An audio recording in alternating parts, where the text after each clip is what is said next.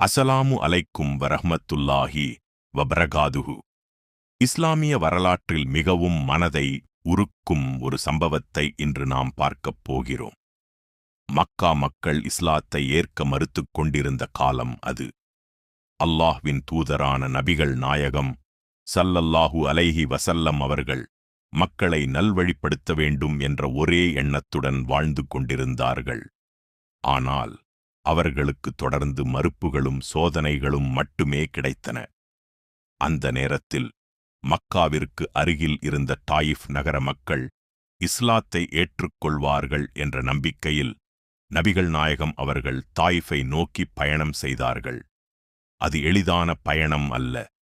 வெப்பமான பாலைவனப் பாதைகள், நீண்ட நடைபயணம், சோர்வை ஏற்படுத்தும் சூழ்நிலைகள் அனைத்தையும் கடந்து அவர்கள் தாயிஃபை அடைந்தார்கள். தாயிஃபை அடைந்ததும் அங்கிருந்த தலைவர்களையும் மக்களையும் சந்தித்து அல்லாஹ்வின் மார்க்கத்தை அமைதியாக எடுத்துச் சொன்னார்கள். ஆனால் அவர்கள் நபிகள் நாயகம் ஸல்லல்லாஹு அலைஹி வஸல்லம் அவர்களின் வார்த்தைகளை ஏற்றுக்கொள்ளவில்லை. அதோடு மட்டுமல்லாமல் அவர்களை அவமதித்தார்கள். சிலர் கேலி செய்தார்கள், சிலர் இகழ்ந்தார்கள். இறுதியில் அந்த ஊரின் மக்கள் சிறுவர்களையும் சிலரையும் தூண்டி வைத்து நபிகள் நாயகம் ஸல்லல்லாஹு அலைஹி வஸல்லம் அவர்களை நகரத்திலிருந்து விரட்டத் தொடங்கினார்கள். அவர்களின் மனதை புண்படுத்தும் வார்த்தைகளும் கொடுமையான நடத்தைகளும் தொடர்ந்து நடந்தன.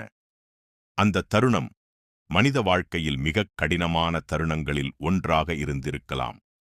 இருந்தாலும் அல்லாஹ்வின் தூதர் ஸல்லல்லாஹு அலைஹி வஸல்லம் அவர்கள் பொறுமையை இழக்கவில்லை. கோபத்தால் பதிலளிக்கவில்லை.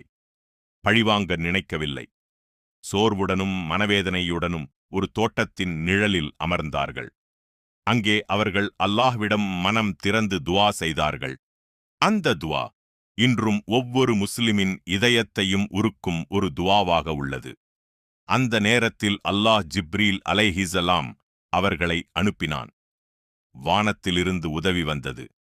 மலைகளின் பொறுப்பில் இருந்த மலக்கு வந்து, நீங்கள் விரும்பினால் இந்த மக்களை 2 மலைகளுக்கு இடையில் நசுக்கி விடுகிறேன் என்று கூறினார். இவ்வளவு துன்பத்திற்குப் பிறகும் நபிகள் நாயகம் ஸல்லல்லாஹு அலைஹி வஸல்லம் அவர்கள் என்ன சொன்னார்கள் தெரியுமா? அவர்கள் கூறினார்கள், இல்லை, நான் அதை விரும்பவில்லை. இவர்களின் சந்ததியிலாவது அல்லாஹ்வை மட்டும் வணங்கும் மக்கள் வரலாம் என்று நான் நம்புகிறேன். என்ன ஒரு கருணை! என்ன ஒரு பொறுமை! என்ன ஒரு மன்னிக்கும் மனப்பான்மை! தங்களை காயப்படுத்தியவர்களுக்காக கூட நன்மையையே விரும்பியவர் நபிகள் நாயகம் ஸல்லல்லாஹு அலைஹி வஸல்லம் அவர்கள். இன்று நாம் சிறிய விஷயங்களுக்கு கூட கோபப்படுகிறோம். நம்மை புண்படுத்தியவர்களை மன்னிக்க முடியாமல் தவிக்கிறோம். ஆனால் அல்லாஹ்வின் தூதர் ஸல்லல்லாஹு அலைஹி வஸல்லம் அவர்கள் தங்களை கொடுமைப்படுத்திய மக்களுக்கே நன்மையை வேண்டி துஆ செய்தார்கள்.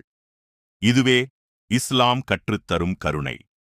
இதுவே நபிகள் நாயகம் ஸல்லல்லாஹு அலைஹி வஸல்லம் அவர்களின் உயர்ந்த குணநலன்.